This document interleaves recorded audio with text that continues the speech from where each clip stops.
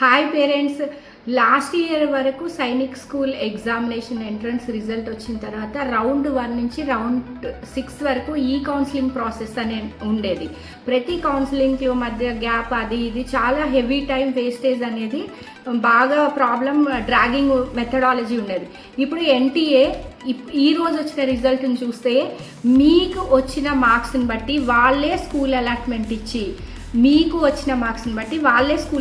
ఇచ్చి ఏ స్కూల్లో మీ మార్క్స్కి సీట్ వచ్చింది అనేది మీ లాగిన్ ఐడిలో స్టూడెంట్కి సెండ్ చేయడం జరిగింది. సో అంటే ఏంటి, పేరెంట్ ఇప్పుడు కౌన్సిలింగ్ 1, 2, 3, 4 వెళ్ళాల్సిన అవసరం ఉందా అంటే మా ఛానల్ ఫాలో కండి. ఇంకా వాట్ నెక్స్ట్, ఇన్ కేస్ మీకు కనుక స్కూల్ రాలేదు అంటే ఏ రౌండ్లో వచ్చే ఛాన్స్ ఉంది, ఏ మార్క్స్ పిల్లలకి ఏ స్కూల్స్ వచ్చాయి అనేది నేను మీకు అప్డేట్ చేస్తాము. క్రాంతికి నుంచి మీరు ఛానల్ ఫాలో కండి.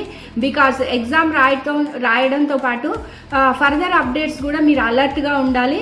సో ఛానల్ ఫాలో కండి. మంచి స్కూల్స్ కోరుకొండ, కల్కిరి, సతారా అండ్ కొడగు, కాజకొట్టం, మహారాష్ట్రలో ఉన్న స్కూల్స్, నియర్ బై స్టేట్స్లో సీట్స్ వచ్చిన పిల్లలందరికీ కంగ్రాచులేషన్స్ నేను చెప్తున్నాను. ఫర్దర్ అప్డేట్స్ కోసం క్రాంతికి ఛానల్ ఫాలో కండి. ఇప్పుడు కౌన్సిలింగ్ ప్రాసెస్ అనేది చేంజ్ అయ్యింది.